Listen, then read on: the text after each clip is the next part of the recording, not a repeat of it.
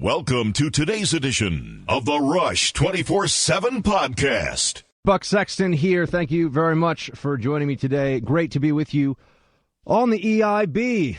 And it's also fun when you're on a Friday and you get some very interesting, very juicy breaking news. No doubt many of you already know that John Boehner, Speaker of the House, has announced today that he is done. Not just done in leadership, but done with Congress. He is going to be retiring his seat, giving up his seat, resigning, and also retiring, one would assume, from politics. He's bailing out. Now, many are saying that this is under pressure. There are some efforts out there, and you can see them if you do a quick scan of various news items and news stories. There are some out there who are saying, oh, well, this was a long time in coming. I mean, this is Boehner, obviously. He planned this. This is just a good time for him to make the exit. Others say that this was a little more rushed in feel. Boehner had to hit the eject button and get out of the building. Well, it seemed like he could still avoid the worst of the pressure building among the conservatives in the Congress. There was a crowd at the Values Voter Summit when this was announced by, I believe it was Marco Rubio. They broke out into what could accurately be described as jubilation. They're very excited about this. So obviously, there are many people who are quite enthusiastic about the idea of Boehner no longer being at the top of the Republican Congress. There will be some weeping and gnashing of teeth, and I'm not just talking about from Boehner himself. There'll be some people who are upset by this, and we'll have to see what really shakes out as a result of it. We'll have to, and I don't just mean lobbyists either, and others who are very much a part of the Beltway GOP machinery, because people are now doing the after-action report, if you will, of the Boehner era as Speaker. And we're already seeing this turn out in various pundits and analysts and talking heads weighing in on why is it that Boehner's leaving not just now, but also what is the legacy that this man leaves behind. Part of that, though, is still to be written, because as we know, there is this looming fight over a government shutdown and the defunding, the possible defunding of Planned Parenthood.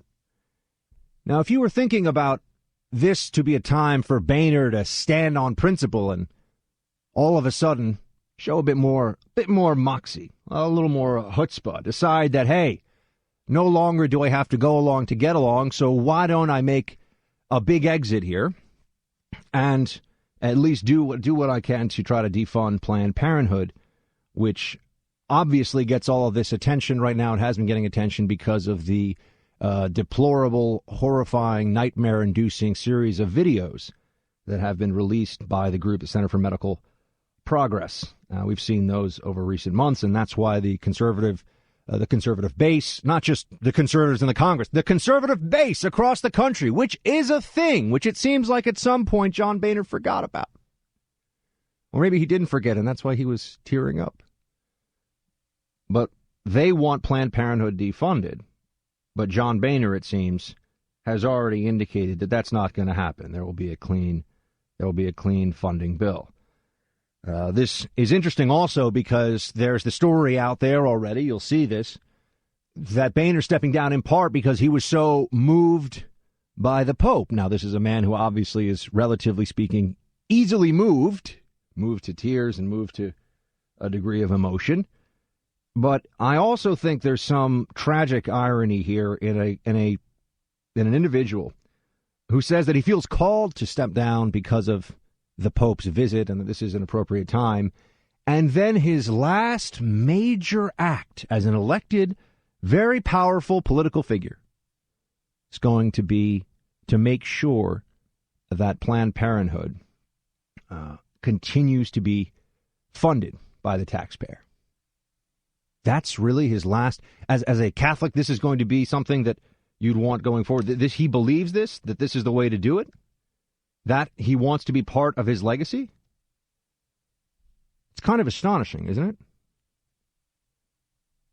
It's kind of astonishing that Boehner could put that out there and see no dissonance between saying, well, as a Catholic, the Pope's visit feels like the appropriate time for me to bow out. And now with the looming possibility of a government shutdown ahead of us, we have to see this and say, Boehner's last act is going to be yet one more, it looks like, at least, hasn't happened yet. We will have to see, but yet one more betrayal of conservative principles, yet one more betrayal of basic human decency and morality from a leader who seemed to think that the very purpose of his position was not to stand for principles, was not to represent the people who sent him there, or even the ideals of the party versus the machinery, the apparatus of the party. Somebody doesn't believe that that's his purpose, that he's there really just to make sure that the machinery of the Beltway is lubricated. I mean, why does he think that his position exists? And this raises now the question that has been on many minds across the country for quite some time. Why does the Republican Party exist anymore? What is its purpose if it's not going to oppose the destructive agenda of the left? Why does it even pretend that it's not just a series of transactions, that it doesn't view governance as just an excuse for transactional activity? You do for me, I do for you. Nothing really more than that. I think you could make the case increasingly that's what the Republican Party feels like. And certainly after the total abdication of principle that came from John Boehner after the midterm election with the funding of Obama's government right away. If you want, just as I'm not sure if this would be amusing for you or if you'd want to pull your hair out and throw things at the wall, but go back and look at some of the ads that Republicans were running in order to get either elected or reelected in this last midterm. Oh, a lot of staunch conservatives, very clear, very full-throated on securing the borders, absolutely standing on the tallest soapbox they could find to oppose Obamacare. And then what happened? Fully fund the government, business as usual. You could practically hear the roulette wheels turning up around Capitol Hill. The taxpayer-funded casino was open for business, and Boehner was excited to be one of the dealers. That's what it felt like to many, and that's why there's so much anger. You have people that are paying a bit more attention now to conservative or to GOP politics, I should say. A bit more attention to it, and they're saying, well, what is this rise of not just Trump, but these other outsiders as well, non-politicians? Well, to everybody who's inside the party or who's paying close enough attention to what's been happening, the answer is quite obvious. The answer is that betrayal of the base is not a good political strategy. And betrayal of the base must have consequences, or else what does the base exist for? You'll notice that Democrats don't cross the base. You'll notice that there aren't a whole lot of Democrats lining up to stand on principle against Planned Parenthood's taxpayer funding. This isn't even banning Planned Parenthood. It's just saying the taxpayer who has his or her funds taken by threat of force isn't going to be forced to pay for this. Not a lot of Democrats, though, are standing against the abortion lobby. That's not how they do things. They recognize that to be members in good standing, they better pay attention to that base, and they do. The consequences of Boehnerism are out there for all of us to see. No worthwhile opposition to what President Obama has accomplished, because from his perspective, from a progressive worldview, he's accomplished quite a great deal. He said he would transform the country in a matter of just about 6 years now. He's been doing quite well at that goal. The country does feel very different in many ways. You'll also notice these scorched earth politics that the Democrats are willing to pay to get through Obamacare, to change the law or ignore the law in the case of immigration, and countless other infractions, to pack the courts, to get rid of previous impediments to their leftist court indoctrination process that they've gone through, which, by the way, is going to stay with us for quite some time. The federal courts, President Obama, this is a brilliant strategy, but this is how they play the game. Lots of federal judges with very long time left on the bench now. Lots of time left on the bench. They are going to be with us, and they're going to be protecting the Obama agenda no matter who gets elected in this next presidential election. So that's what we're facing now. So why did Boehner step down? I think the more important point is, why did it take so long? At least that's where I would go with it. 800-282-2882. This is Buck Sexton in for Rush Limbaugh. I'll be back with a lot more in just a second. Buck Sexton here in for Rush Limbaugh today on the EIB. Thank you for joining. Number here on Open Line Friday, of course, is 800-282-2882. Since we had a little chat just before about Boehner resigning at the end of October, Of course, his last act is to further annoy the very conservatives that put him in office in the first place. But now I want to talk less about the intramural fights within the GOP and a little bit about the other side, because that's going to be fun. Politico piece from yesterday, Hillary's FBI nightmare. Ooh, this already sounds like fun. I think we should talk about Madame Secretary for a moment, shall we? As you know at this point, there's the Hillary email server. It was in a closet in Colorado. She set up this whole thing. And the FBI's looking into, well, what's still on the server. And it seems from the most recent reports, of course, this is all sort of subject to change, the FBI, through its forensic digital recovery techniques, will in fact be able to pull a fair amount of those emails, if not all of the emails, the so-called personal emails that Secretary Clinton had on that server. People are realizing now that this is a very big problem. The big question, though, is even if the feds can get access to the emails from Hillary's server, will those emails be shared? Can we trust the bureaucracy? Can we trust that fourth branch of government that is the sort of federal apparatus to let us know what's going on here? See, the risk to Hillary, and this is a very important point of distinction, and I can tell you, as somebody who held for a number of years a top-secret clearance, I understand the risks that Hillary posed by having this private server, and with the information on there. The whole marked classified thing is a dodge in principle. It's a dodge when it comes to the national security of this country. That doesn't hold water. That doesn't stand up. But if you're a Clinton, you are, if not above the law, subject to a separate set of laws, which is really just the same thing, isn't it?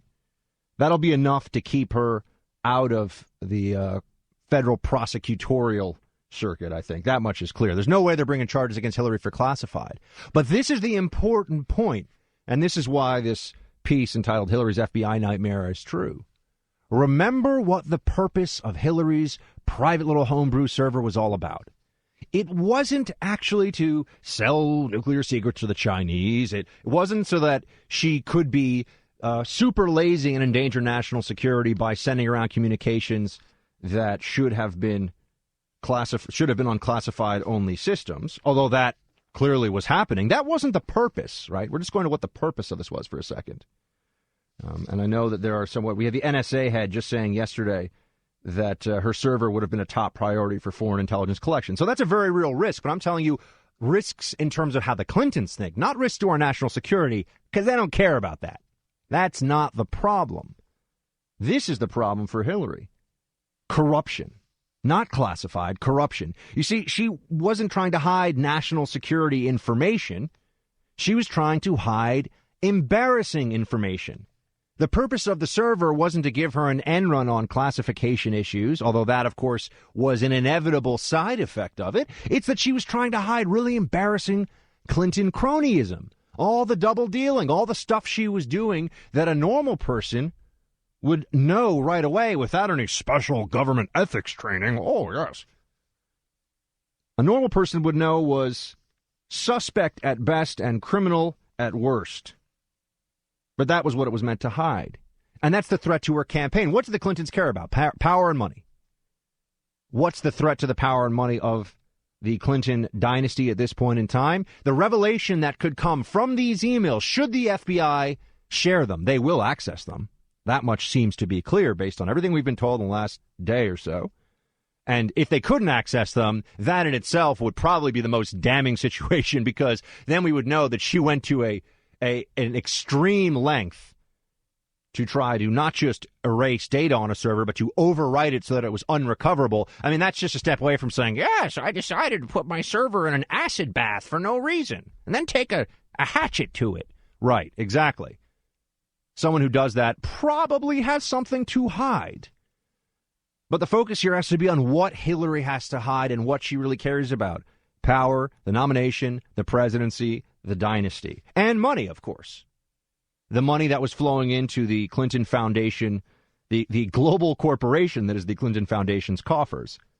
And that money was flowing regularly and fast because she had tremendous access and tremendous influence to peddle, which is what was going on.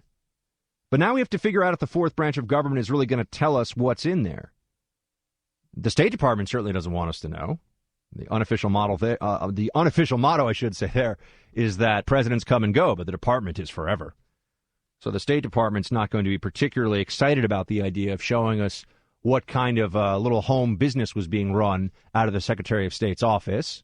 Remember, bureaucracies, first and foremost, they protect the bureaucracy. They're like Skynet from Terminator. They are self-aware. They don't care about anything else. True of every federal bureaucracy, really. First and foremost, the bureaucracy above all else. And then we find out just a little smattering, just the beginning, a snippet, if you will, a little taste, perhaps, of emails to come, with Hillary saying that she wasn't involved in the Huma Abedin employment decision-making process, right? Because here's how it works. And for those of you like me who have actually worked in the federal government, you just find this whole thing amazing and terrible at the same time. She was able to get jobs, private sector jobs, while maintaining a very high-level State Department sort of senior aide position, get paid by both, which usually would make you run afoul of all kinds of ethics regulations. By the way, some of those ethics regulations, when you look at them, are in fact criminal statutes. Depends on the specific matter we're talking about. But ethics can be a very serious thing, even without what would be called the sort of bright red line violation. Right? So this also then goes to the idea that we no longer are in a system or in a country where quid pro quo corruption is necessary for a criminal conviction. The appearance itself of corruption can be enough. But that's why Hillary said 3 weeks ago she wasn't involved in the Huma decision. Now we found out, oh, yeah, actually, that's right. She signed off on it. Oh, my gosh, who knew? She signed off on the decision herself. Oh, but they're telling us that it was only a part of it and she wasn't directly involved. Who really believes that for 1 second? Who thinks that that's true? You know that old line about how one death is a tragedy, but a million deaths is a statistic? That's sort of the Clinton approach to corruption. They don't violate ethics once. They don't do it discreetly. They do it all the time. They obliterate ethics as a concept. So it's all the same. You see, you can't tell the difference between Clinton business and government business, just like with the server. It was all mixed in together because to them, it's all the same. Ethics violation. They don't even know what that means. And they keep telling us that it was within the rules or it was permitted. We find out Hillary said a few weeks ago that she wasn't involved. Now she is involved, just like with the server. Lies, lies, lies, more lies. The problem with the Clintons is that when you have no integrity to protect, there's a lot of stuff you think you can get away with. The Clinton camp keeps saying that it was within the rules or it was permitted. But you see, that's the point. In this instance, Hillary, as Secretary of State, as Sec State, as we called her on the inside, she makes the rules. She can give ethics waivers. Well, isn't that fantastic? Isn't that a lucky coincidence for Huma and whoever else? And the more we find out, by the way, the more we see here that there were others involved, too, in all sorts of transactional activity, right? Going back to everything going on here with even with Boehner on the GOP side of things, government for sale. See, a little Clinton Foundation donation, and all of a sudden there are people in the State Department talking about how somebody might get this position or that job. Oh, this is shocking to absolutely no one, but this is what Hillary was trying to hide. Buck Sexton here in for Rush. Thank you for joining. Thank you for staying with me. We are at Open Line Friday, of course, 800-282-2882. Also, for those of you who are digitally inclined, you can send me tweets at Buck Sexton or go to facebook.com/Buck Sexton. You can send me messages. Please follow the page. More on me at theblaze.com, where I am a national security editor and a host. Check out theblaze.com. First, let's go to, we have Patrick in St. Lucie, Florida. Patrick, you're on the Rush Limbaugh program. You're speaking to Buck. Thank you, Buck. Nice talking to you. Thank you, sir. I enjoyed your analogy about the Skynet and during your last segment. Terminator references are always a good idea. Go ahead. Yeah, let me start with now that Boehner's gone, the bigger question is who do we replace him with? And are they going to have the courage to stand up to the Obama administration? Well, you know, Obama at this point doesn't really care, and it's interesting to see people recognizing that part of this all is Boehner's fault. But if you're not willing to use the power of the purse, what power does Congress even have at this point? Really? I mean, what power does Congress have that an executive can't actually or hasn't actually been able to seize at this point. Obama writes laws. Obama disregards laws. He is able to find all these ways to sort of usurp legislative prerogative. So how important is the Congress is sort of a separate standalone question. And in some ways, I think Boehner has shown the increased impotence of Congress unless you're willing to actually go to the mat with, for example, a government shutdown. But I know they want Kevin McCarthy of California is the one that's being talked about a lot. Paul Ryan has already, as I said, have been like, nah, sorry, not me. no interest, guys, which I can understand why he doesn't want that. Doesn't want that on his shoulders. We'll have to see. The only reason Kevin McCarthy, of course, is next in line is because Eric Cantor had his shocking defeat in Virginia. So we'll see. I'm not convinced, Patrick, that there's going to be this great awakening of this flourishing of conservative principle in the Republican Congress. Now we'll have to see. No, that's one of the things I also want to point out was even though we have a presidential election coming, taking of the Senate, that election is going to be very important. And, the voices like Trey Gowdy and others need to step up and continue the fight. Absolutely. Look, those who want change who want conservative change inside of the Congress can't now say, well, with Boehner gone, I got a question for you. What's going to happen to Mitch McConnell? Why are we stopping at Boehner? Well, we think this is some great victory. I mean, I think that you're gonna see a lot of interesting infighting going on, obviously, but it also just sort of shows you the trajectory, I think, of the GOP right now, which is that there are going to be people that want a lot to happen, and unless they keep the pressure on, nothing is going to happen. But Patrick from Florida, thank you very much for calling in. Let's take Joseph, who is calling in from, I think, California. Yes, sir. Actually, I'm calling from Cherry Valley, California.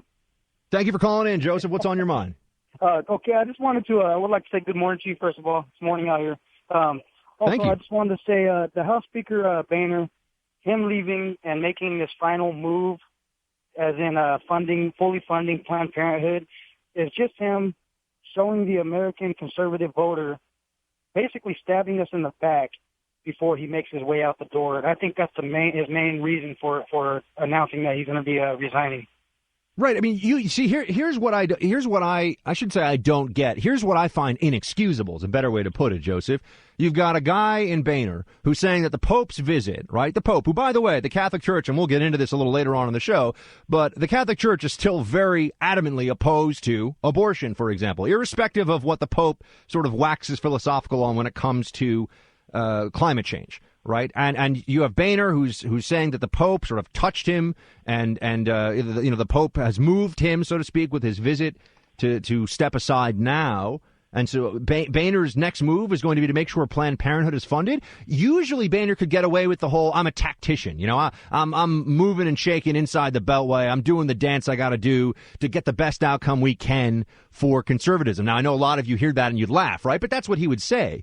In this instance, I mean, Joseph, explain, tell me what you think. I hear this and I say, okay, now he's released of all the constraints of having to sort of do the dance and win, so to speak, in politics. He can just do what's right, and his last act is going to be this?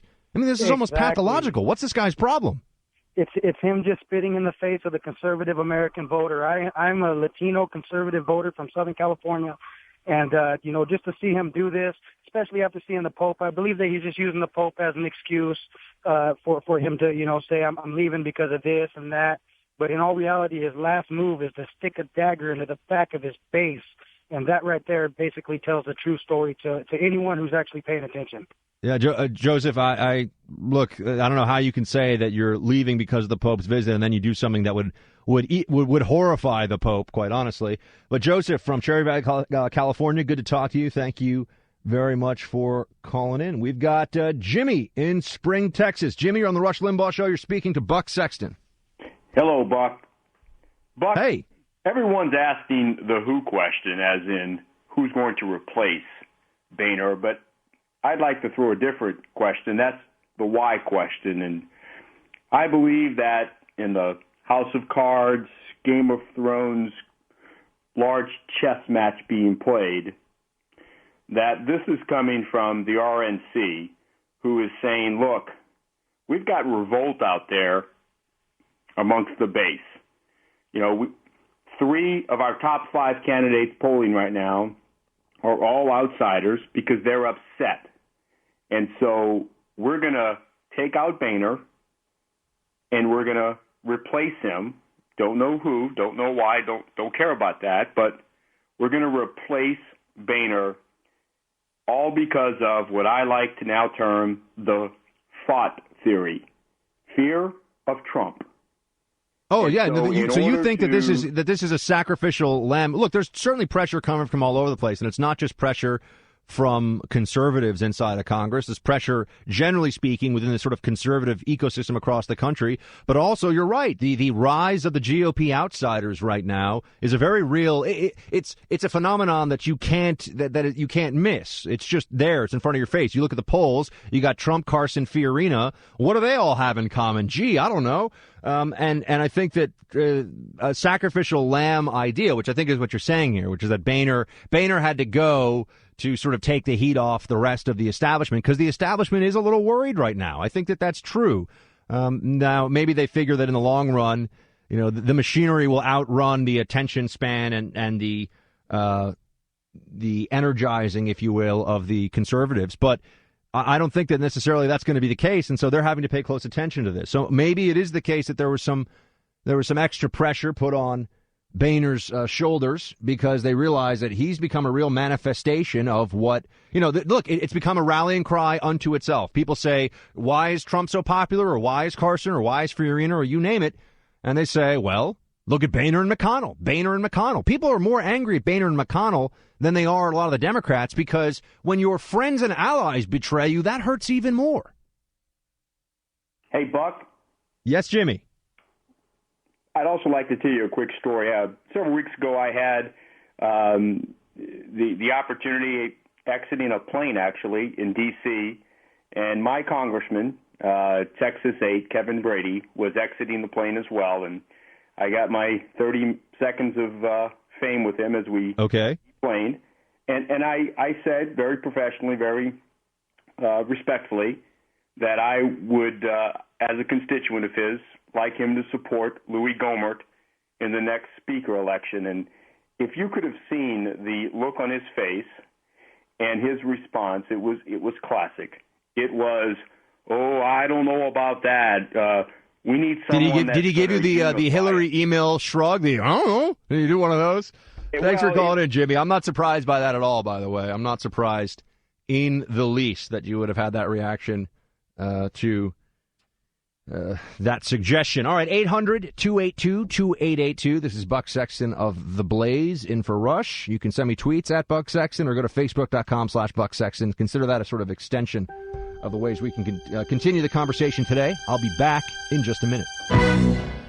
Buck Sexton here in for Rush Limbaugh today. Thank you very much for joining me on the EIB. We're talking a bit about Boehner and a little bit about Hillary, which I'd like to do some more of, actually. I just think that it's interesting that you see so much false media confusion, sort of pretend confusion over why anybody would care about the special government employee status of Huma Abedin or any of these sort of machinations behind the scenes, the inner workings of the Clinton enterprise, which encompassed the office of the Secretary of State, the most powerful diplomat in the United States government and one of the most powerful posts in government. And if you were looking to sell influence, other than being the president, could you think of a better place to be? Because there's a lot of rich, corrupt foreigners all over the world that love to make a charitable donation in exchange for a little extra attention, shall we say. I would just point out to you that on the other side of this, or you hear the media saying on this, oh, why are Republicans? This is like overreach. This is every time something bad happens to a Democrat and the media has to talk about it, it immediately turns into overreach. That's what you hear. Oh, this is overreach. Meanwhile, if you were to step across the other side of the aisle and look at how they play ball, does anybody notice little patterns happened over the last, 12, 18 months or so, where you have various Republican politicians, some who are considered, and in fact, in some cases, still in the race for the Republican nomination for president, but people who had been talked about as possible presidential contenders. And in fact, what we see with them is that they were brought up on some sort of either charge or at least investigated, which if you're a politician is almost as bad as having the charges brought, for completely Looney Tunes ridiculous stuff. I mean, total baloney criminal probes. They did one against Scott Walker in Wisconsin for what? Collusion, which is a fancy Democrat term for the First Amendment, apparently. They also did it against Chris Christie for Bridgegate. I mean, they actually did a federal investigation of a traffic slowdown in New Jersey. Let that settle for a second. Traffic slowdowns in New Jersey. I mean, what's next? An investigation into snow in Alaska? Well, I mean, no, climate change. If it snows, it's climate change. If it doesn't, it's climate change. It doesn't really matter, I guess. They even tried to go after Rick Perry criminally. They went after Bob McDonnell and got a conviction, which I know McDonnell is fighting.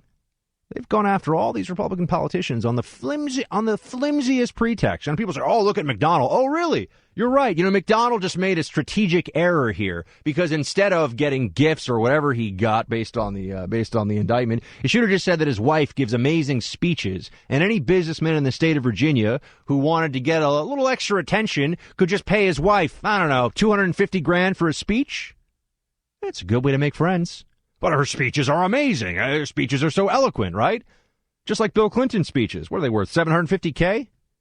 How many speeches do you know that are worth close to $1 million? For 45 minutes of, hey, I'm just amazing. I just want to travel the globe and talk to all the wonderful ladies of the world and make sure they feel loved and warm and hugged. I mean, maybe that's worth $750,000 to you, but I doubt it. I very, very much doubt it. I think that people should see this for what it is. There's a little bit of Bill. He likes to talk like this. Hey, ladies. So I'm just saying that there's the way that the Democrats play ball, the ways the Republicans play ball, and the media is all, oh, Hillary, not marked, classified. I mean, they are doing backflips to make this seem like not a big deal. Meanwhile, Rick Perry was considering pulling back funding for an office that had a prosecutor who had a DUI on the record, if memory serves. I'm just going off of the top of my head here. And somebody wanted to open a criminal probe. I mean, Scott Walker, they're going after him for years. They locked up. For those of you who think that this Abaddon thing and Cheryl Mills and Hillary Clinton doesn't matter, just remember that if you're not in the corridors of power, if you don't matter to the federal machinery, if you're not part of the Democrat progressive team, if the left doesn't want to give you lots of high fives, guess what? You could be a low-level government employee like one in Wisconsin who was tied to Scott Walker and his campaign, who was handed a criminal conviction. In fact, they threatened her with a federal criminal conviction for using her personal phone inside a government building on government time. That's for the rest of people who work in government. That's the sort of totalitarian big brother nonsense that you have to worry about all the time. You don't get a warning. If they decide to go after you, if you violate the Hatch Act, I know this is first date talk, the Hatch Act, right? If you violate the Hatch Act, all of a sudden people want your scalp. But if you're a Clinton, oh no, then you can sell the office of the Secretary of State to the highest bidder, but do it through an intermediary, do it through an organization that you're still running while you're in office, and you have employees of the State Department who are helping you run it. If the FBI shares those emails, and they're there, the emails about how Clinton ran this foundation, if the FBI goes forward and shares those emails, Joe Biden better be warming up in the bullpens, all I can tell you. And I know we're already hearing those rumors. But Joe Biden, I mean, they're going to put a helmet on him and send him into the game without even knowing the play. It's not going to matter. They're going to have no choice. They will have absolutely no choice but to withdraw Hillary. But maybe it's not even going to get to that point. I see Bernie Sanders here. Oh, this is a fun little poll. CNN WMUR poll says Bernie Sanders has opened up a 16-point lead over Hillary Clinton in New Hampshire. An open socialist, by the way. These are interesting times we live in, aren't they? I remember when using the term socialist was a terrible slur for a Democrat presidential nominee, or a Democrat president for that matter. To call someone a socialist was to make sure that you weren't going to be invited to the fancy Vanity Fair cocktail party. You were on the bad boy list. Now, we got a guy who's, he likes to be a socialist. He's the middle class and Wall Street fat cats are stealing from the middle class. They're taking everything from them. And, it's about time we raise wages by raising taxes and we redistribute the wealth. It's worked amazingly. Look at the Soviet Union. A few mistakes, yes, but overall, not a bad idea. I mean, that's one way to go. It's one way to go. 800-282-2882 here on Open Line Friday. Buck Sexton in for Rush Limbaugh. We'll be back in just a minute. Buck Sexton here in for Rush Limbaugh today on the EIB. More on me at theblaze.com/Buck Sexton. Please go check it out. Also, facebook.com/Buck Sexton. All right, so I just wanted to point out that Hillary's having a rough time. You could say she's at a spot of difficulty. It's getting hard for Madam Secretary's campaign, as you know, with Bernie Sanders doing very well. And it cannot be, in my opinion, repeated too often that while we're also focused on the fighting within the GOP, as I said, you've got a sort of a kooky socialist who's doing quite well among Democrats and who's gaining a lot of enthusiasm and gaining a lot of traction over time. So I think that we should spend a bit more on that, a little less of the food fight from within the GOP. I know people are telling me, and this is from the tweets and what I'm seeing on Facebook, they're letting me know that McCarthy's going to replace Boehner. That's a fair point to make here. How much better is that really going to be? I don't know. Remains to be seen. And then there's the even more macro level question of if we had the best Speaker of the House imaginable, unless you have the presidency, can you really accomplish the entirety of the agenda? And the best you can do is oppose the agenda, right? We'll have to see. Much more coming up. I'll be back. Buck Sexton here. Happy to be back with you now. Thank you for joining, or thank you for staying with me. 800-282-2882 here with Open Line Friday. We'll be taking a lot of calls later on in the hour. As you know, there's a lot going on today. I know it's a Friday, but there's all kinds of breaking news. Some of it we've already talked about, with Speaker Boehner stepping down at the end of October. Not before, of course, as many are assuming or being told will happen, Boehner makes sure that the government's funded once again. I guess he's picked out a really cushy and comfortable K Street job for himself and doesn't want to rock the boat even on the way out. You know, he figured this could be his Jerry Maguire grab the fish moment and say whatever he wants, do whatever he wants. But nope, he's not going to do it. He wants to play the game still. So he's going to keep on. He's going to keep on Boehnering, for lack of a better way of putting it. But as you know, there's also a meeting between President Xi Jinping of China and President Obama today. They met they had a conference in the Rose Garden. We'll be talking about that in a little bit. First, I want to discuss a bit of the Pope's visit, which tied into, or at least Boehner's trying to tie it into his decision to step down, which is of interest to be sure, whether you buy that or not. I think it's a very convenient narrative for John Boehner here. But there's a lot of frustration with the Pope right now. I know that there's a lot of Catholics are of two minds about this, and certainly as somebody who went to Jesuit school myself, you sort of on the one hand understand the power and the importance of the message. And look, I know to some people it's, well, aren't we told that in kindergarten? But you can never hear about the golden rule too much. That's true. And a lot of what the Pope's speech yesterday and some of the Pope's speech today is clearly just boilerplate, the kind of stuff you would expect the pontiff to lay out there. We're love each other, be a good Christian, apologize for, or confess your sins, apologize to those you've hurt, all the rest of it. But when he gets into the policy stuff, that's where it's really frustrating for many of us. That's where we have some issues. I mean, as I said, I appreciate the Pope wants us all to be nice to each other. But then when he starts to weigh in ways that so clearly benefit people that hate not just Catholicism or Christianity, but religion in general, and honestly just want to use it as an excuse to push their own statist agenda. That's troubling. That's troubling to many American Catholics. I know it's troubling to me to hear this sort of thing. And people are saying, is he a Peronist? I have to say, when you talk about Peron, and people say, oh, he's a Peronist. If you're going to look at someone who had a cult of personality, who would sort of weigh in and was really a corporatist fascist, which is, I think, a fair description of Peron, depends on who you talk to, but was built around a sort of cult of personality and believed in a very centralized government that would control much of the corporate activity, would weigh in on the side of unions.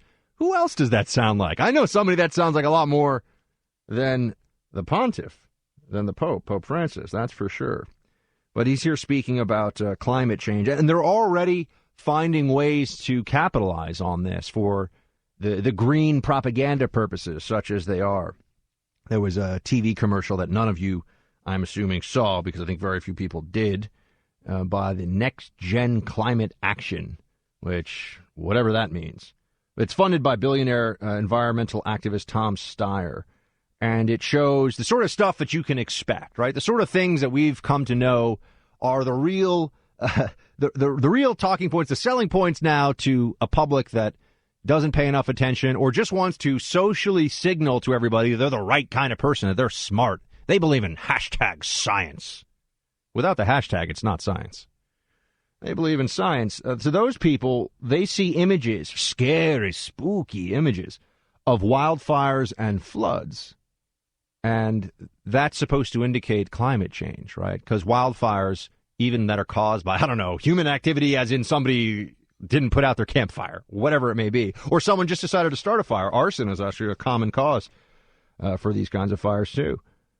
That's not the cause. The cause is the carbon pollution, as they call it. Carbon is everybody who's had even an elementary school class in science or biology knows is also CO2 is emitted from plants. But now this is considered pollution, right? That CO2 in the air is a pollutant. It's one of these terrible things that they have to find a way to control.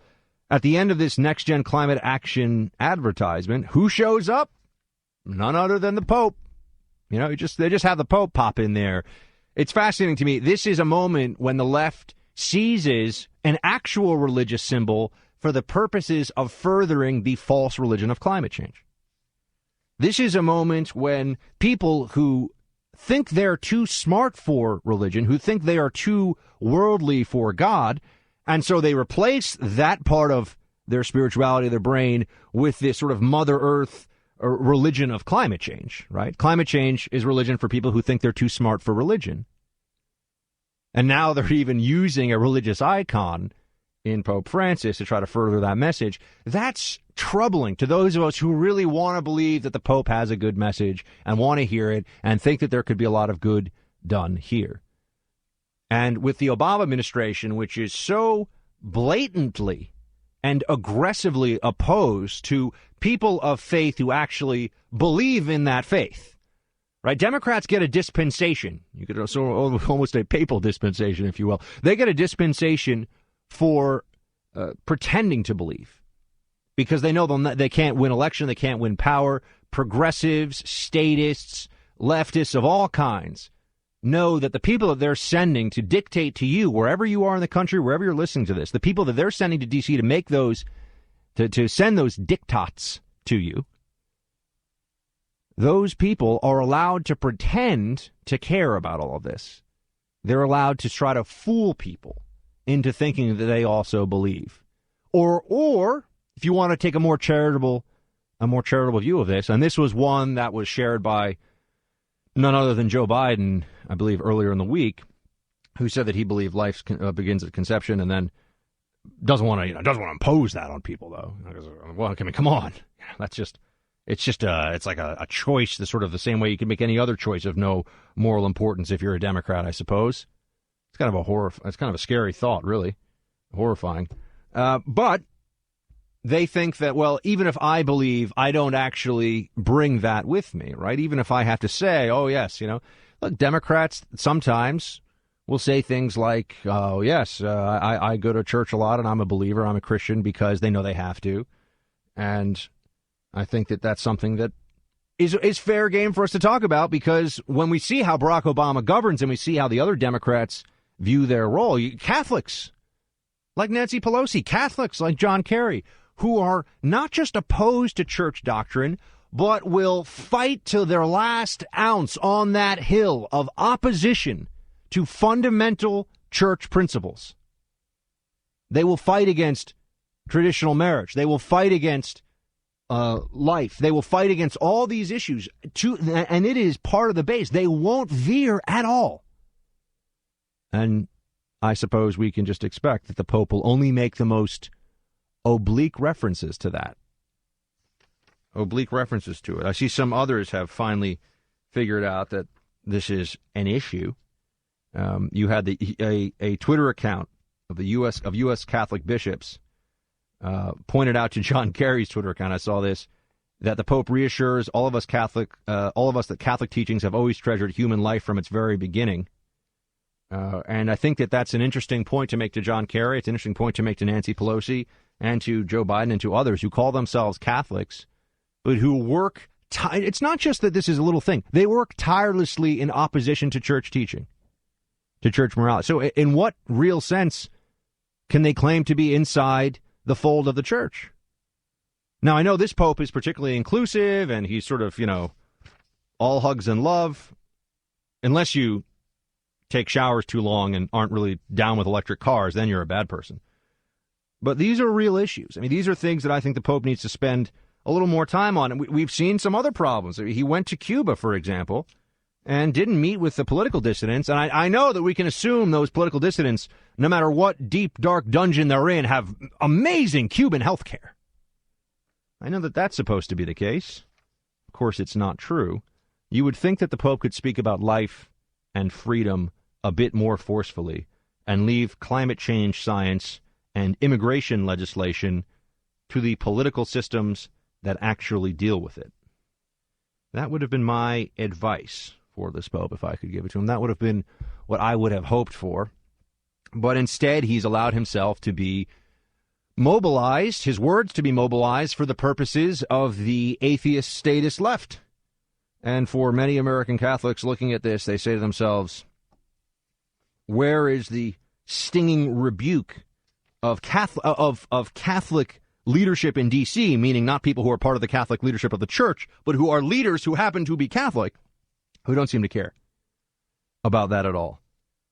I want to talk to you about the immigration side of this as well. We'll also take some calls. 800-282-2882. Buck Sexton in for Rush Limbaugh. I'm going to be back in just a minute.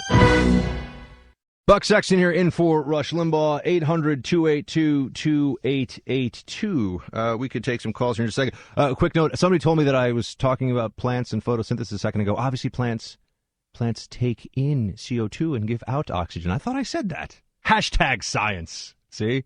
Freshman biology. You got to remember this stuff. I think that was actually fifth grade science. Let's take Tim in Detroit, Michigan. Tim, you're on the Rush Limbaugh Show. You're speaking to Buck Sexton. Mega Dittos. Buck, thanks for your service. Greatly appreciate that. Thank you, sir. My comment real quick is, John Boehner, he tries to move the ball down the field inch by inch, and the people are a little fed up. They're all worried about the government shutting down and that they're going to get blamed. But if we go back and look at history, last time the government was shut down, I think we gained 600 seats nationwide. Back in the 90s, it was shut down. I think we only lost a seat or two. So they always come out and tell us, oh, the government's going to shut down and we're going to get blamed.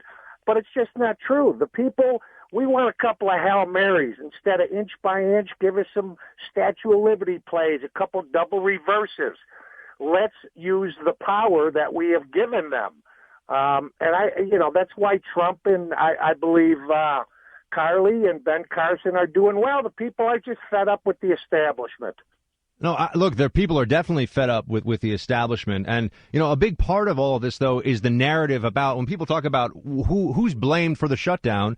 Well, it always depends, of course, on the narrative of the shutdown itself, right? I mean, in this case, correct. People would say that the Republicans are shutting down the government just to defund Planned Parenthood. The corollary to that is the Democrats are letting the government be shut down because they view Planned Parenthood's taxpayer funding as a sacred and untouchable issue. So which do the American people in the aggregate, in the majority, which one do they believe? I mean, that's a big part of it. And that's why having somebody who's not just somebody, having a party that speaks plainly and openly about this stuff would be such an advantage.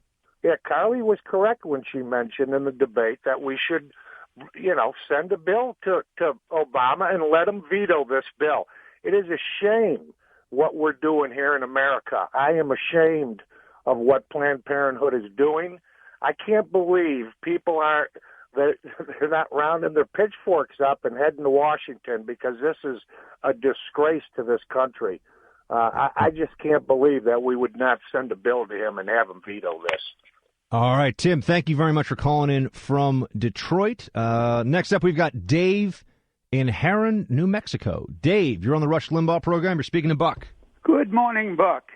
One down, one to go. Now we got to get McConnell out of there.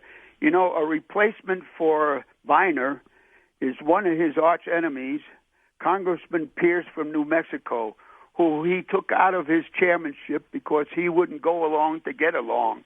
That's the kind of man that we need there in Congress. Now, Boehner is one. McConnell is another. I'd replace him with Ted Cruz. We'd have one hell of a Senate then. But you were talking a while back about Hillary. Yes, sir. You have the background where during the Clinton administration, the first 2 years, they found out that a lot of the staff had no security clearance. I'm wondering, all these people that's been handling all this top security information, did they have security clearance, or is everybody looking the other way? I think there's a lot of looking the other way about all of the sort of handling of classified that went on with Hillary Clinton. I've yet to speak, and as it was said, I think it said in my intro when I come on, I'm formerly a CIA analyst, and I've yet to speak to anybody either formally in the community, as we call the intelligence community, or still on the inside. I have a lot of good friends who are on the inside who says who disagrees with this very simple statement, that if a non-Clinton did what Hillary did, they would be stripped of their clearance, they would lose their job, and they would be at least in fear of a possible prosecution. I have yet to meet a person who holds a TS clearance, who's not a political appointee, who's not like a Clinton hack fundraiser who happens to get some senior job in government and has a clearance handed to them. But I mean, somebody that actually is serving their country in the intel community or serving their country in the military with a senior with a top clearance or with a classified clearance, and says that that's not the case for them too. I don't, as I said, I mean, we lock people up in this country for using a phone that's their own inside a government building on government time, or at least we threaten to do that. But what Hillary did is okay? You got to be kidding me, Dave. There's no way. Is it possible to talk to you about that Pope? It's possible. I was just talking about him. Yeah, lay it down. What do you got? As a former Catholic for 35 years, I'm 77, and I was an altar boy. I went through Catholic school. All through school, I never read the Bible, always catechism. Now, all these Catholics that you got out there, this Pope came over and told you about the weather and such. When the hell did he talk about all these Christians and Jews being killed around the world? Not a peep. You're giving me, that's exactly the segue, Dave, after we took some calls. That's where I wanted to go next, which is, I talked about some of the issues the Pope has focused on.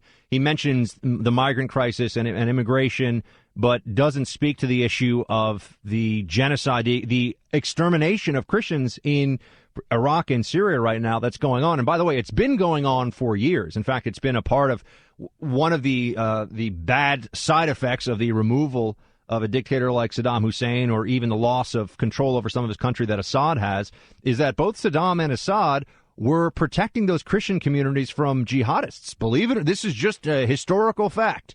And as soon as they've been out of power, those Christians have been left to fend for themselves, and they are being exterminated. Yeah, where is the Pope on that? People would say, oh, I'm sure he makes some reference to it, maybe an oblique reference, but I'd like more than just that. I'd like more than a passing reference to the extermination of some of the oldest Christian communities still left in the world. This is, it's a scandal that the church hasn't had more to say in it, isn't doing more to help, by the way.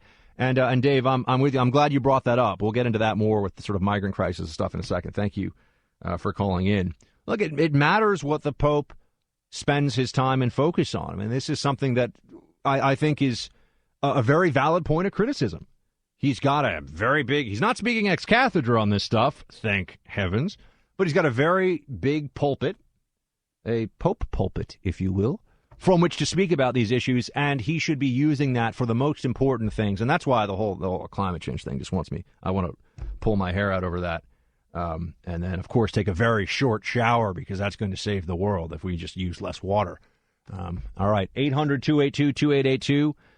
Open Line Friday continues. This is Buck Sexton in for Rush Limbaugh. Much more coming. I'll be right back.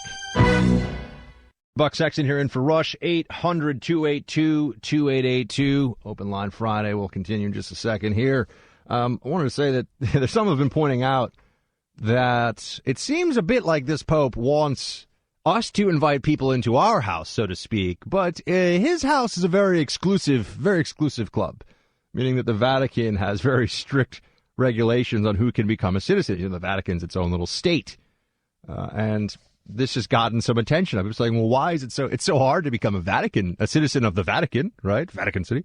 Well, why should the rest of us have to deal with open borders? How can a state be a state if it doesn't control who comes and goes? I think that's a fair question. I think it's one that we should spend some more time and attention on than we have recently. Let's take Greg in Bakersfield, California. Greg, you're on the Rush Limbaugh Show. You're speaking to Buck. Yes, sir. My comment is about this idea of McCarthy as a possible replacement there at the crier. He's big time in the farm lobby's pocket. He's an open borders guy. He's had La Raza in his office at least one occasion that I know of. But as one of his constituents, you can't get that guy's ear for nothing. He's Washington elitist. He's the wrong guy. And I urge every conservative in this country to call their congressman and not allow that guy to become the speaker. Well, I have to take your word for it. I don't know. I don't live in his district, and I know that he's the choice of the establishment. So if you're telling me he's hard to reach, I've never tried to reach him myself. I have to believe you on that one. And it sounds like I don't understand why McCarthy would be such a huge improvement over Boehner, quite honestly. I've yet to see that case in a way that I would find compelling, but I tend to have a sort of cynical view of these things. Thanks for calling in, Greg. Good to talk to you. We've got Mike in Decatur, Illinois. Decatur, named for the great naval hero against the Barbary States. Thanks for calling in. All right, thank you for taking my call. I've been trying to get through for a while now. Listen, my question and comment, and I'd love to hear feedback from you and Rush and anybody else I could hear about, is it is concerning the refugee situation from Syria. And what I've been seeing on TV and all the news feeds is the majority of these refugees are young men, between 18 and 40 years old. And I'm wondering why they're not staying and fighting for their country. Are they expecting us to do it? And how are we going to afford to do it when we're $18 to $20 trillion in debt? Well, you're raising the question, Mike, or the questions that you're not supposed to. This is what the media doesn't want you to do. You're supposed to just see that. I think that's probably why I haven't heard much about it. Right. Well, I was gonna try to answer them as best I can. Give me 1 second here. Thank you. The point about the migrant inflow and how it's a lot of young men. It's not just men who are not necessarily refugees, especially if they're coming from a country that is not currently at war, that they've already sought some sort of refugee status in. But the truth is, a lot of them aren't Syrian, or a lot of them aren't Iraqi. They're coming from all over the Middle East. They just recognize that entry into the EU means you have access to, a much better economy and a much better future, and that's all well and good. It also means, though, and the reason why so many are not they're not stopping in Greece and saying, we're going to settle here and make a go of it. They want Germany, they want Sweden, they want the states with the greatest welfare benefits, and there are obvious motivations behind that. A lot of them are not actually refugees. It's been shown that they can buy forged documentation quite easily. And the other question you ask or you raise, and I think this is something that I've not heard any good answers to myself, but I share in your befuddlement, shall we say.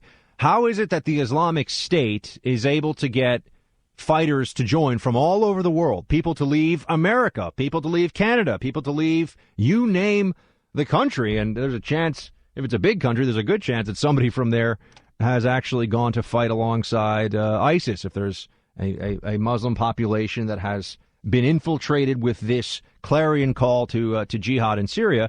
And what we see is they can get fighters from all over the world, and yet the states around Syria and Iraq are not able to mount any sort of serious and sustained anti-ISIS campaign. The president, this country, what President Obama's pushed us to has been a completely unserious and anemic anti-ISIS campaign. And you also don't see people from all over the world. I mean, I know there are small groups of Americans who have gone over to fight alongside the Kurds. You do not see Muslims from all over the world showing up to fight against ISIS. Why is that? Why is that? Why haven't we seen a huge drive of tens of thousands to show up to defeat ISIS? We're always told that ISIS has no connection, that ISIS is just this sort of aberrant mutation that has nothing to do with Islamic ideology, right? The president himself said the Islamic State is neither Islamic nor a state, which I think will go down among his more infamous comments, along with the future does not belong to those who slander the Prophet of Islam. The president all of a sudden is a theologian for Islamic studies. But Mike, there's no good answer to that, really. It's worth asking the question because you're right. Why isn't there more of an anti-ISIS movement from the community around, not just around the region in the Middle East, but also around the world? I don't have an answer for you, but I think we could start to take some guesses. Well, I think that we are a compassionate country as a whole, and there's plenty of compassion for displaced families from terrorists. Absolutely. It absolutely has to be. My son served 2 terms in Iraq and 1 in Afghanistan, and he's a disabled veteran. And, he lost a lot for something in my feeling is that we shouldn't have been there to begin with. But we were, and we did what we could do. And I'm afraid that, this the continuing ISIS problem is inevitably we're going to be involved in that again with troops on the ground. I agree. Well, let me first say, Mike, please thank your son for his service, and God bless him, and thank him from everyone who's listening right now is nodding their head and saying the same thing. Please thank him for his service. Thank him for his honorable service and sacrifice to this country. That's point one. Point two, I would agree with you as a policy matter. The president's the president's rolled the dice, and now I'm kind of getting the national security side of things. Is going to do more of that in hour 3, but why not now? Mike, thank you very much, by the way. Please thank your son for his service, and thank you for calling in. The president has gambled his entire Middle East policy. I shouldn't say gambled. That's not necessarily the right word. He has put all of his eggs in the one basket of the Iran deal, and everything else has, because I wouldn't say gamble because there's really no benefit to it. The only benefit is to President Obama. I mean, a gamble is something that, can come, you can come up and win, right? It can be a good thing. But with the president, he's chosen to put his own personal legacy and his global view of how things should function in the Middle East well beyond and ahead of all other issues, Syria being a very clear and obvious manifestation of this sort of tunnel vision about getting an Iran deal. And this, by the way, this is known now in the region. You'll have Syrians and others talking to various news outlets and writing about this, saying it's clear that President Obama has just put Syria in the sort of back burner place so that some other administration is going to have to deal with it. When you look at the numbers that they've told us that have been trained by the Pentagon, the official numbers, and at one point it was 70 recently, then it was 5. Now they say there are more. I mean, they can't be serious with this, right? You initially read that number and you think to yourself, no, there's no way the Obama administration has fallen asleep on the job that much. Remember, this is training indigenous forces to fight against ISIS. So this is very minimal risk to U.S. troops and to U.S. policy objectives in the region, but they failed at that because they weren't serious about it, because here's the dirty little secret. They didn't want to upset the Assad regime too much. They didn't want to get too involved in that whole mess, not because of just caution and, the legacy of the Bush administration. They didn't want to repeat that, although that's a part of it, but because they didn't want to upset Assad because his buddies in Tehran weren't going to look favorably on that.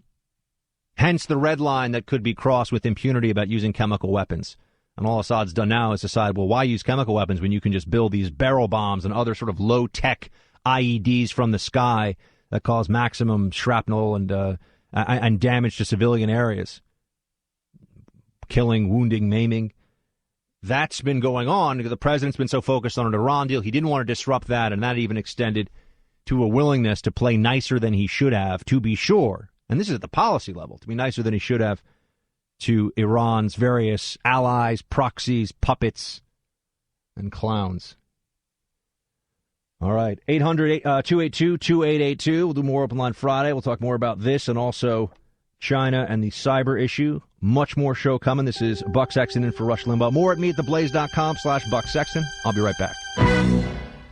Buck Sexton here in for Rush Limbaugh today on the EIB. Please follow me at Buck Sexton on Twitter or go to facebook.com/Buck Sexton. If you're on Facebook, click like on the page. You can send me your thoughts and comments and concerns about today's show, suggestions, haikus, Shakespearean verse, whatever you got. You can write it on facebook.com/Buck Sexton.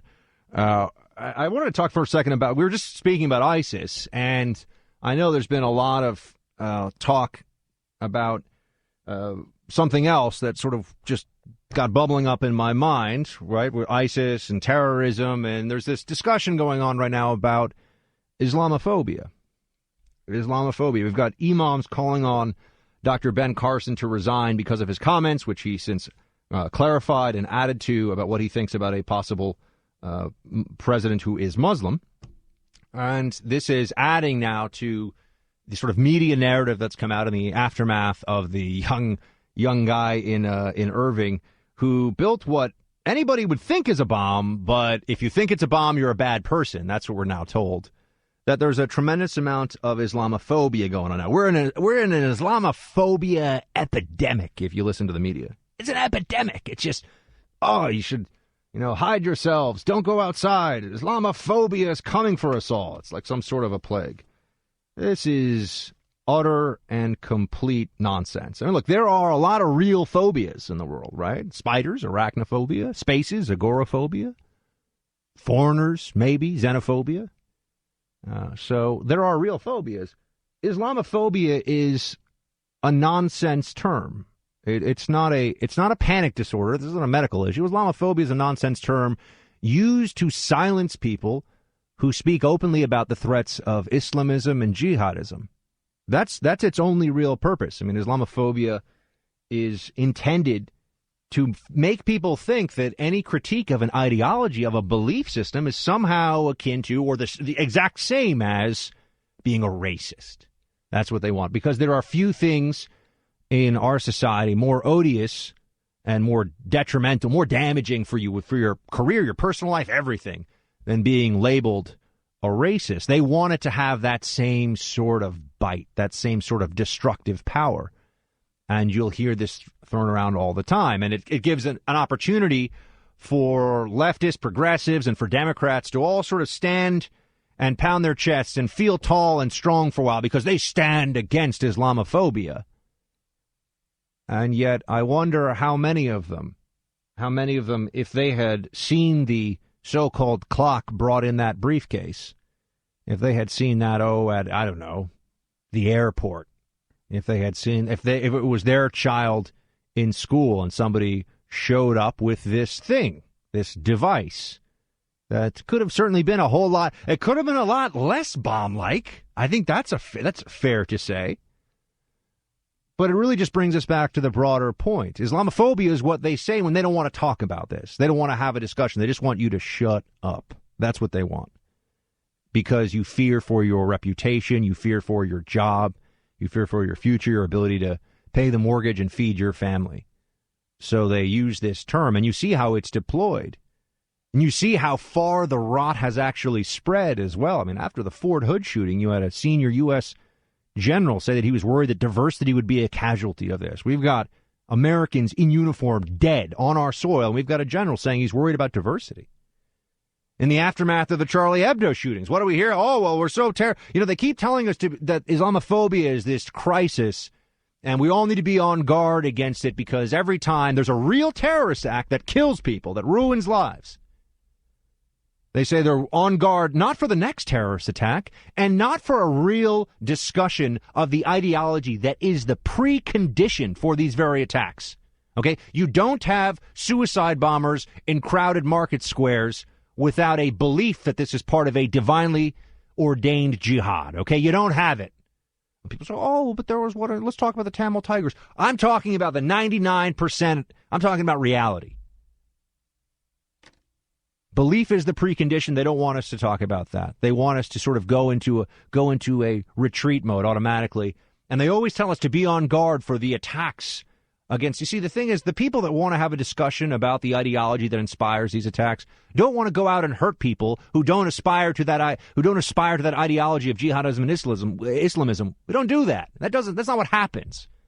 And the media's dominant narrative always, time and again, turns back to that. You don't want to be Islamophobic, do you? Islamophobia is a preposterous term. If I think that ISIS is a sadistic death cult that is trying to expand not just across the Middle East but around the world, and in fact, if you believe their own writings and their own proclamations, they think they can bring about the end of the world. Does that make me Islamophobic? What about Al Qaeda in Yemen? What about Hezbollah in Lebanon? What about Shabab in Somalia? What about Boko Haram in Nigeria? What about Al Qaeda in the Islamic Maghreb in North Africa? What about Jamaat Islamiyah in Indonesia? Should we go on? At what point am I not Islamophobic? When I'm worried about these groups, when I want to talk about these groups? What about the attacks that occur daily around the world in the name of this belief, this ideology, this religious tradition? Can we discuss it? No, don't discuss it. If you discuss it, then you're just as bad as the people that see something that looks like a bomb and worry for a minute. Well, okay. I guess you can count me among the worried. 800-282-2882. Buck Sexton in for Rush Limbaugh. Back in just a minute. Not only is our campaign against ISIS completely, I think the best description of it, of what President Obama has been doing the last few years, it's a delaying tactic, right? He's going to hand this off to the next administration. And then even if it's a Democrat, they get to say, oh, well, Obama gave me this really hard situation. I couldn't handle it, It's like Obama's terrible economy for the years he's in office. Oh, it was Bush's fault. But they haven't done anything. It's been unserious. That's been the best way to describe the anti-ISIS air campaign thus far. Unserious. If you actually want to degrade and destroy, as they say, and you can start to see what a more robust campaign to assist an ally in the region would look like. Right, a more robust campaign through the lens of, say, Vladimir Putin, who is putting advanced planes, who is building out barracks, who is doing all kinds of stuff now in Syria to try to give a little extra leverage to Assad. And by the way, it's also complicating efforts to, if there will be efforts in the future, which I think there would be, to create a no-fly zone. It'll hurt Israeli efforts, or at least make it a little more precarious for them to do strikes against Hezbollah or convoys heading to Hezbollah. It'll just create air traffic and the possibility of miscalculation and disaster of international proportions. And that, my friends, that is going to prevent us from doing what we need to do over there. More coming up. Buck Sexton here in for Rush Limbaugh today. More on me at theblaze.com/Buck Sexton. The Blaze, where I'm a host on TV and radio. Thank you so much for joining. We have a special guest. As you know, there's big news because Boehner is resigning come the end of October. What's going on the Hill right now? Who can give us an inside look at all of the what and the what not? Let's get Representative Louis Gohmert with us now. Representative Gohmert, thank you so much for calling in. Good to talk to you. It's been a while. Oh, it's always great to talk to you, Buck. Thank you. A former CIA operative would have a heck of a time on the Hill these days. It's been quite interesting. Groups gathering all over the place, trying to figure out the way forward. And anyway, we're going to end up with a new speaker. So, it's an interesting time. And, of course, what normally happens is people fall in line behind whoever was behind the current speaker. But we saw back in 2005, in the fall of 2005, back then, Tom DeLay had to step down, and Roy Blunt was the whip. He moved up temporarily, and then we had an election in January, which is when John Boehner was able to win a three-way race. But normally these things happen very quickly, and people get enough momentum that people get on board. It's the craziest thing, though, Buck. People participate in elections all their lives in America, and you get to Congress, and, most of the time the reason you win, it's because you're the most qualified, or you're the most likable, or you just know more people, and so they vote for you. But that's not it at all in Washington. The one who wins the top position in his or her party is always the person that one more than half think is going to win, because one more than half will always in Congress vote for the person they think is going to be their leader. Representative McCarthy is obviously getting talked about a lot today. Representative Gomer, what do you think about that? I mean, are you seeing this as positive change regardless of who takes the leadership? Was it just time for Representative Boehner to hang it up, so to speak? Well, Buck, you're aware. I was the sole voice that stood up in November of 2012 and said it's time for new leadership in conference. And as Thomas Massey and Jim Bridenstine both told me, we thought you were the craziest guy in all of Congress, and 6 months later we thought you were the smartest guy. So I've been feeling that way for nearly 3 years, that it's time for a change. So, yeah, I think most anything would be an improvement. I think it was very gracious the way the Speaker is leaving us. But anyway. What about the fight now about defunding Planned Parenthood, though? I'm seeing the reports are that Representative Boehner is going to try to do whatever he can to make sure that there's a clean funding bill and Planned Parenthood does get funded. Is that your take? Is that where you see it going? Is there going to be more of a fight? That was before he announced what he was doing for Speaker. In resigning as Speaker, he announced that we were going to have a clean CR, and you and I know clean CR is a pretty nasty bill to be called clean, but that's what they call it. And that it's clean the same way Obamacare is affordable. Go ahead. Yeah, we don't have the votes to defund Planned Parenthood, is what we are told in the Senate, that is. And so, therefore, we just need to go ahead and do at least a short-term CR, and that he's going to make sure that's taken care of before he leaves as Speaker. So there was a lot of people that were praising him for helping members avoid taking a tough vote by basically falling on his sword to avoid them having to take the tough votes. Representative Gomer, you've been well ahead of the curve on this, as you just said, and you've been honest about what you think of the leadership right now. Does it take you aback a little bit that at this point, with really nothing, it would seem, to the rest of the world at least? I know we could talk about what Representative Boehner plans to do when he's done, but with it seems like nothing to lose, why not stand on principle here? Why continue with the sort of transactional, go along to get along approach? Well, on an issue of such importance, on an issue that is of our national character right now, which is the funding of Planned Parenthood with tax dollars. There are a bunch of us that are going to keep fighting, but it seems like much of the conference is reconciled. Thank goodness we're not going to have to fall on our swords on this thing. But it just seems like, Buck, if we were to go ahead and fund women's health care with more money than Planned Parenthood was getting, and make sure that instead of giving it to Planned Parenthood where they take a cut even though they've never done a mammogram in their whole careers, and send that to facilities that actually do the hands-on women's health care, how do we get in trouble for having a war on women, when we're doing more than the Democrats to help them? I don't see how we lose in that fight as long as we have people that will stand up and get the message out. Look, we funded everything you want.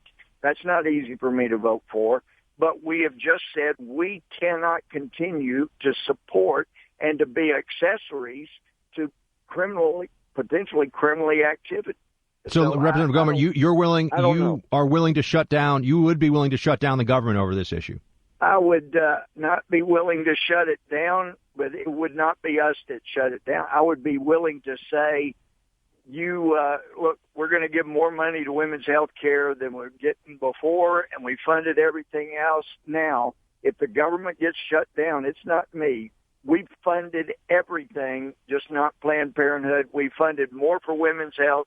So, no, I'm not willing to shut it down. That would be They're willing to shut it down. You know, Representative Gohmert, I have to applaud you for the correction there, because I said that before you came on, and I fall into the trap, too, sometimes, because the media drumbeat is so loud of Republicans would be shutting it down over this. Yeah. No, like other issues we've seen in the past, right. Democrats are the ones taking the hostages here. Democrats are the ones who would be saying the entire government gets shut down because we refuse to withdraw taxpayer funds.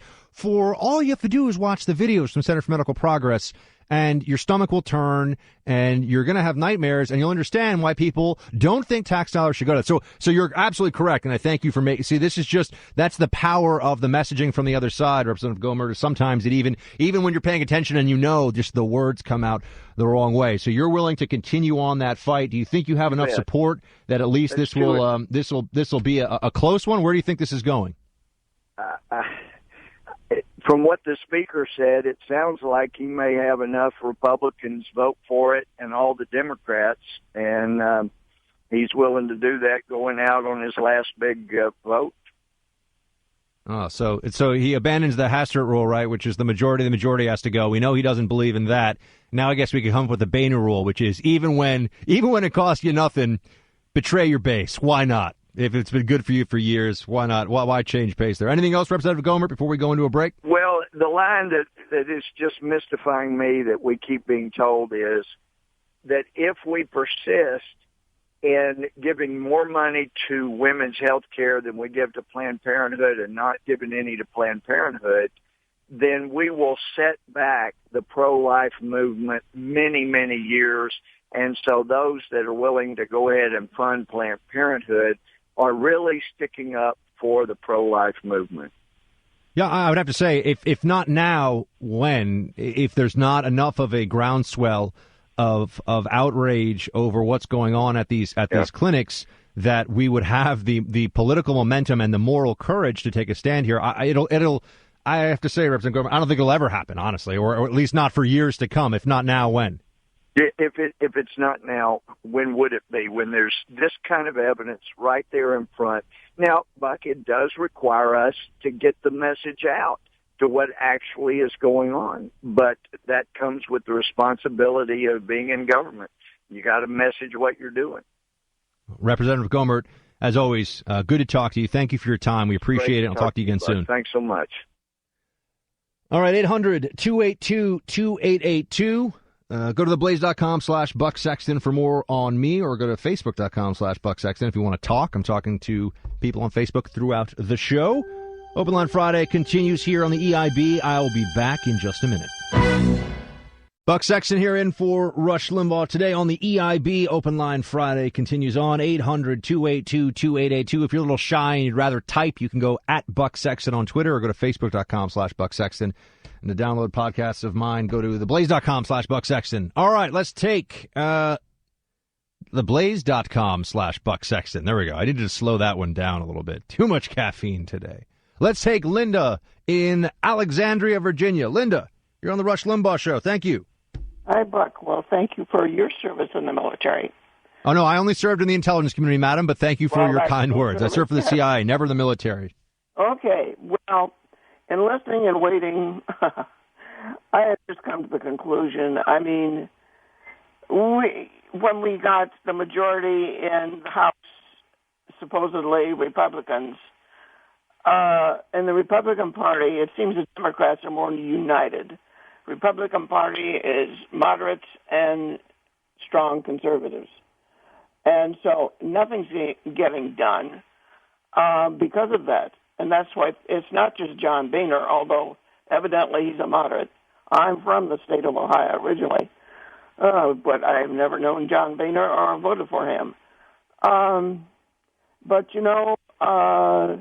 so you're saying the Democrats are more unified in, right? Is this kind of the underlying point here, is that the Democrats always they put party first, they stick together, and they have a discipline that would make, a 19th century Prussian blush. I mean, they're excellent when it comes to being disciplined and moving forward with the agenda. You will notice that there's not a lot of these sorts of squabbles. There's ideas, but when it comes to getting stuff through, look at the lockstep voting you see from Democrats on issue after issue, whether it's Planned Parenthood or Obamacare. Or there's so many things where you see very, very few breakaways. And when there are breakaways from the Democrat Party line, it's acceptable within the party because it's in a state where it's tough for the Democrat to keep his seat or to keep his job. And so they'll give sort of, again, a dispensation. Democrats go, okay, if you need to fool people in Colorado or you need to fool people in Maine, you can take this vote this time. But they have to get the blessing first. Yeah. Yeah, I know it's depressing. Anyhow. Linda, thanks for calling in from Virginia. Good to talk to you. We have Mark in Santa Cruz, California. Mark, you're on the Rush Limbaugh program. You're speaking to Buck Sexton. Hello, Buck. It's a pleasure. Hey, right to the point. The Pope was lecturing us on humanitarian issues, and speaking of humanitarian issues, you've missed the most obvious of all, I believe, and that's this ongoing Holocaust in Mexico. Do you know what I mean? No, actually, I don't. Okay, well, it's for some reason the politicians and the media doesn't express it very much, but our drug culture, our dollars, are financing and sponsoring cartels, which in turn have killed something and tortured something like 100,000 Mexicans to date, and it's an ongoing thing. It's for some reason subdued topic, but these are atrocities, crimes. Well, these are atrocities committed by people in the cartel, by Mexicans against police officers, against other Mexican citizens, against other people in the cartels. I'm not sure. I know. Oh, are you taking the position that because the biggest market for the drugs is America, that all the violence in Mexico is on us? Yeah, it's all connected. We're buying the drugs, we're using the drugs, and they're killing each other to get it to us. But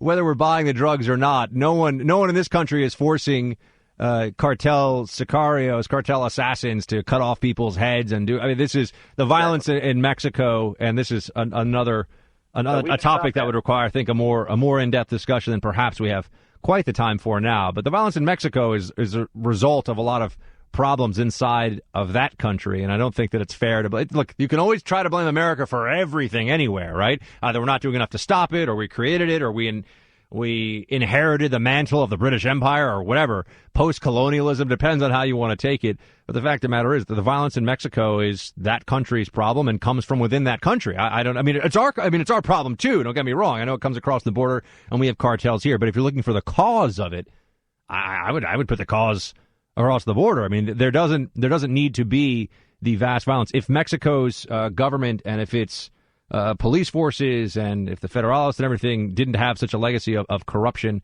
to begin with, I think there'd be a lot less of that violence. But Mark, thank you for calling in. I know that we used to hear about the violence in the drug war. We used to hear about 50,000 killed. That was some years ago. I know the caller just gave us a number that was 100. But you don't hear about it anymore, which is interesting. There's some different possibilities as to why that is. Maybe because of the party in power now in Mexico taking a softer touch with the cartels. As long as they don't cause a lot of problems on the southern side of the border, they won't get hammered quite as hard. But again, I would never be able to blame America for the problems the cartels are creating to the south. All right, we'll take Marina in El Paso, Texas. Marina, you're on the Rush Limbaugh program. You're speaking to Buck Sexton. Hello, Mr. Sexton. Thank you very much for taking my call, and you are doing superbly as a stand-in for the maestro. I really appreciate that. Thank you. Regarding the Pope's visit to the U.S. and regarding the Pope himself, I think he's an astute, anti-American, poker-faced head of state, and I don't mean that as a derogatory thing.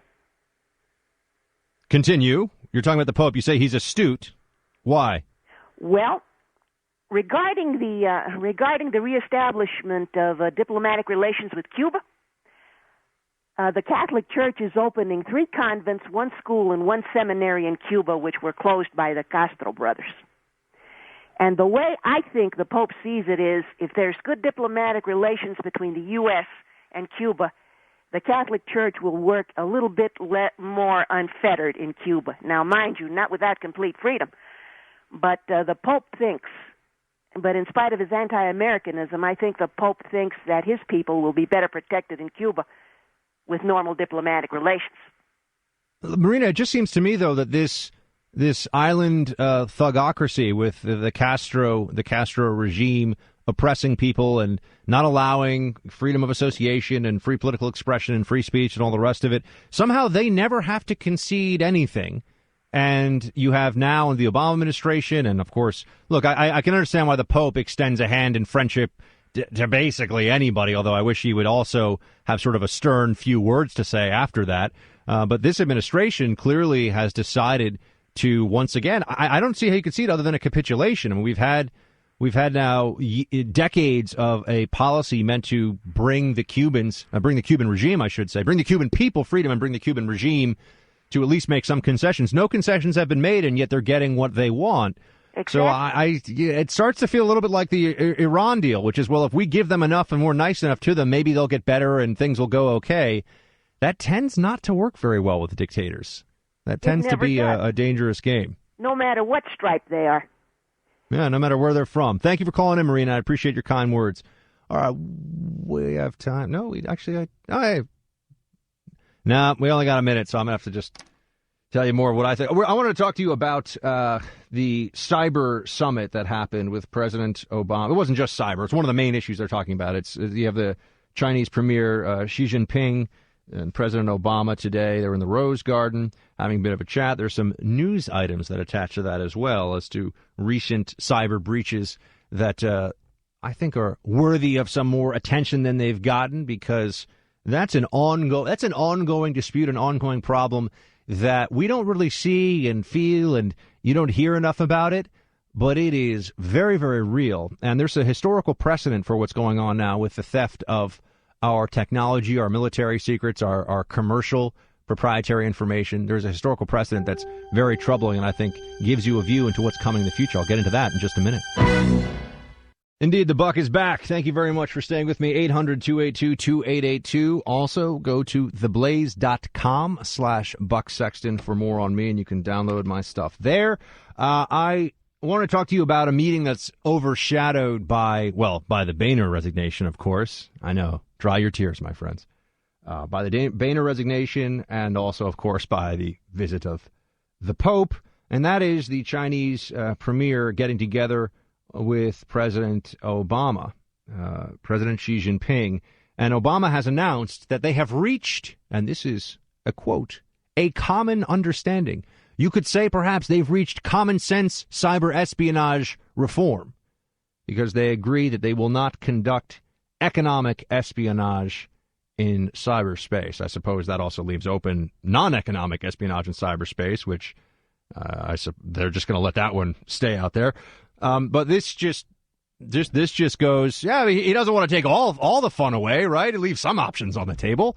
This goes to show you that there are really no limits to the, I don't know, is it naivete or is it just indifference, or does the president view this as worthwhile payback for all our imperialist transgressions over the years as America? Because this is not going to work. This idea that somehow there's going to be an agreement with China that will end any cyber espionage efforts going on.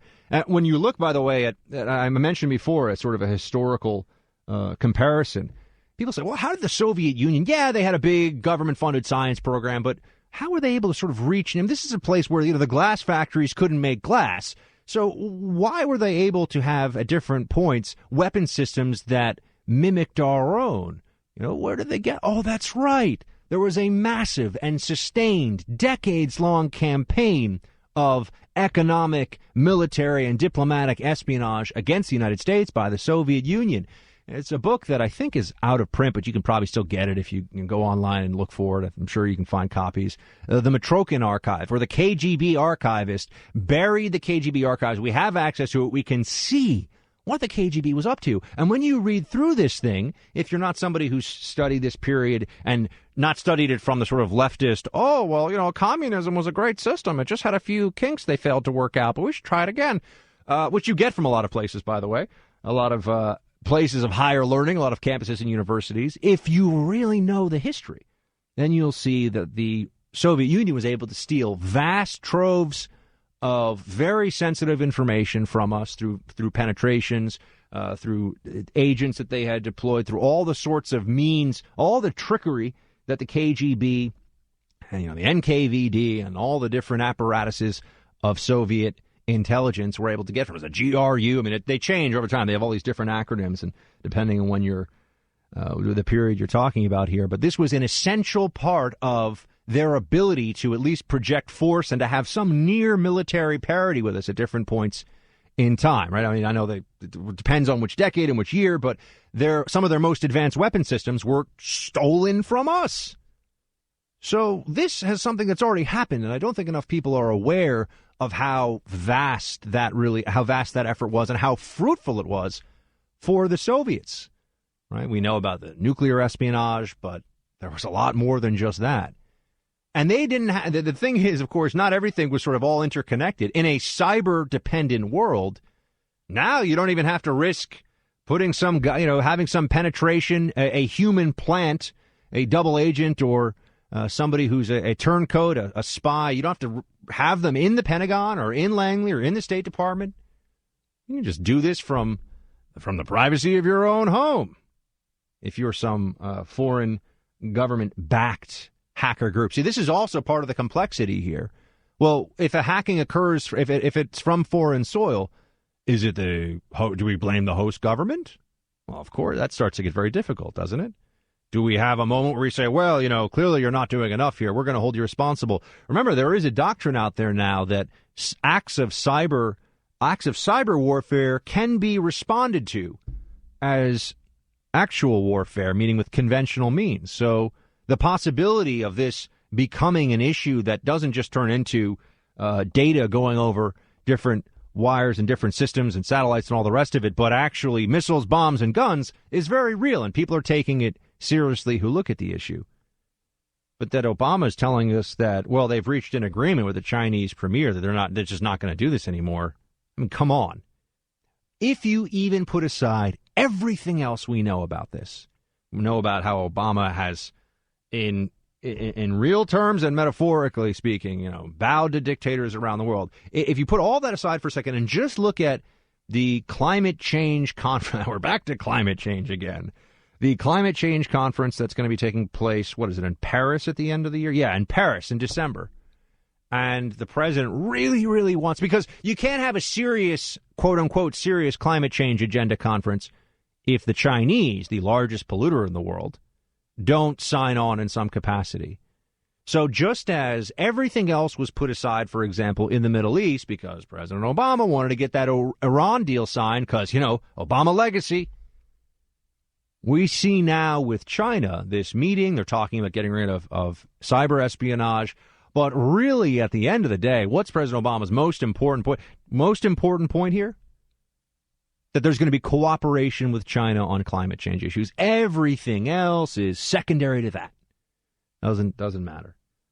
And those of you who want to get a window into just how crazy it gets on the left, you have Hillary opposing Keystone XL pipeline. And at one point, there were worries. You can go back 6 or 8 months ago, and they were saying, well, Hillary's waffling on Keystone XL because she realizes that to oppose it is nonsense, even if you believe in the climate change religion as such.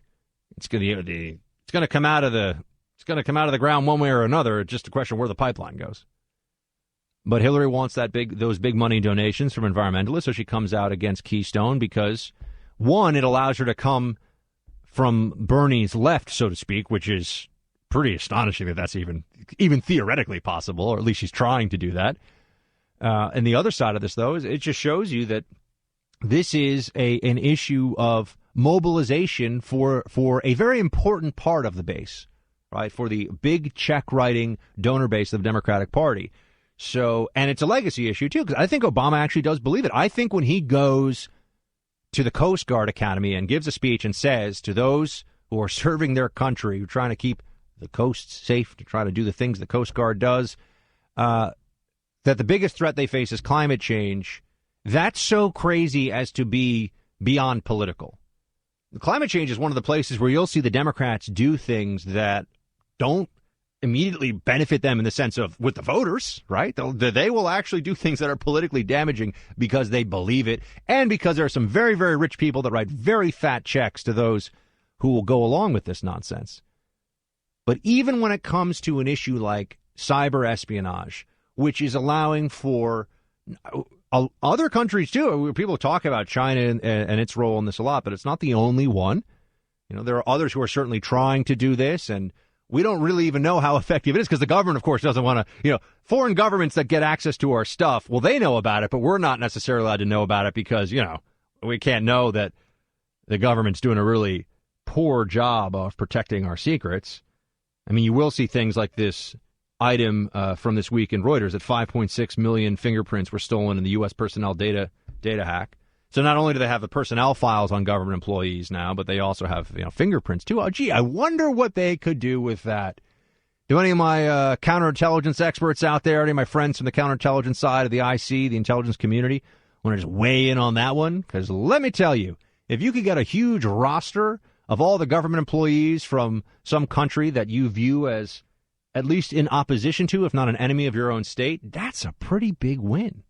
That's kind of an effective thing to have. And you get their fingerprints, too. I wonder what you could do with that. And it's definitely not going to work to put on a mustache and just sort of walk around and say you're somebody else if foreign government entities have your fingerprints, right?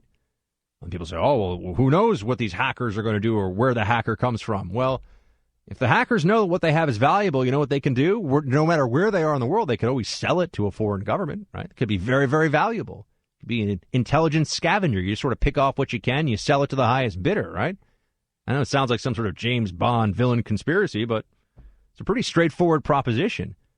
All of that, though, all of that secondary for the president right now to the issue of making sure that he earns that second Nobel Peace Prize, which is coming, by getting a deal or some sort of agreement or whatever, some sort of a camera-worthy moment at the Paris climate change peace talks at the end of the year. All right, we'll take a break here. Buck Sexton in for Rush Limbaugh. Back in just a minute.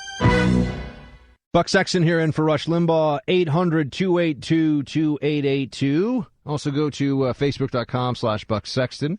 If you wouldn't mind, check me out. I'm the national security editor and host on radio and TV on theblaze.com, The Blaze TV. You can check all that out when you get the chance. Please do. I wanted to point... Actually, no, we have time for a call. Let's take Don in Cincinnati, Ohio. Don, you're on the Rush Limbaugh program. Thank you for calling. Hey, Buck. Thanks for taking my call. Just wanted to tell you that I just saw on CNN, and I've seen you on CNN, and thank God you bring a conservative perspective from CNN. Thank you. And speaking of CNN, Peter King just came on and said that the John Boehner, leaving was caused by a bunch of crazies in the House.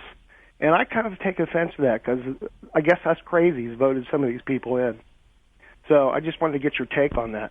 Well, on Peter King saying this? Yeah, I mean, he's always been a very good representative, and he's always been very good on Homeland Security. But, this is crazy, him saying that. Yeah, I'm just used to hearing it's sort of like him and Lindsey Graham have a competition for who tells us how much they hate ISIS more. So when he weighs it on something else, I'm like, oh, there's something else he wants to talk about. Yeah, if it wouldn't have been for the Tea Party and I guess us crazies, they wouldn't have control of the House or the Senate. So, I think this goes back to the initial point, the thing that we could learn, that conservatives, that the GOP must learn, right, is stop betraying the base. Right. The left does not do this. Yeah, they always stick together. Yeah, they respect their base. They don't play these games. They have discipline. If the Republicans would do like the Democrats, say, okay, you can go behind House doors and talk like that, but you can't come out and attack fellow conservatives right in front of the news cameras. Come on. No, but this is again, when people talk about, well, why is it that we lose sometimes?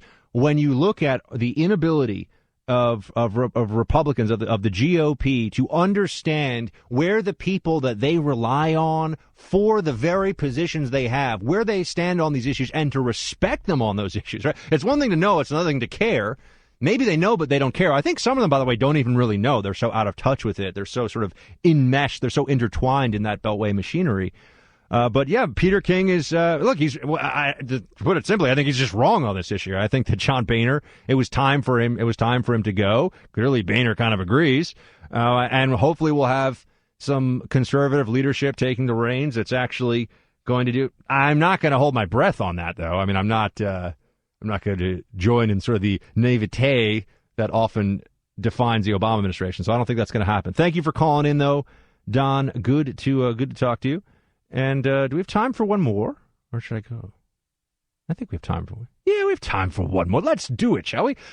Bill in Sioux Falls, South Dakota. You are on the Rush Limbaugh program. You're speaking to Buck Sexton. My point real quick is that the liberals have tricked us so that we can't make a moral argument when that's all they do. That's why they're so united on everything they do, is because they're humanist, and everything they want to progress is that our rights come from humans, whereas with conservatives, we've given up the right to make the moral argument that our rights come from God, our creator. And so, the biggest way it's being undermined is with something like abortion, but it just stems all out from that. We can't make a moral argument. Our hands are tied because our government won't allow that, which is untrue. Well, everything they do, all their social justice, all their global warming, it's all about what's right for them. They know what's right for you. They know how to fix your life. Yeah, one of the, Bill, thank you, Bill, for calling in. One of the things that I think is frustrating for conservatives is that you have this sense, if you're just sort of paying attention and looking at recent history, that progressive victories are forever and conservative victories are temporary, right? That we're in a constant holding action, that we're always sort of defending in the red zone at this point because it's so much easier to make promises. It's so much easier